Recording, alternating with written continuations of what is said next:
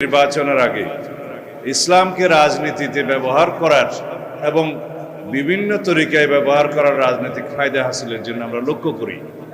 ইদানিং সেটা আরো বেশি লক্ষ্য করি এই জন্যে যে একটি রাজনৈতিক দল তারা নির্বাচনের স্বার্থে, রাজনীতির স্বার্থে ইসলামকে ব্যবহার করে জাতির মধ্যে বিভক্তি নিয়ে আসতে চায়, বিশেষ করে ইসলামের ক্ষতি করতে চায়। সেজন্যই বাংলাদেশে এখন আজমতে সাহাবা সম্মেলন আরো বেশি বেশি হওয়া দরকার। যারা আমরা বাংলাদেশে শতকরা 90 থেকে 92% মানুষ মুসলমান, আমরা মদিনা ইসলামের চর্চা করি, আমরা মদিনা ইসলামে বিশ্বাস করি।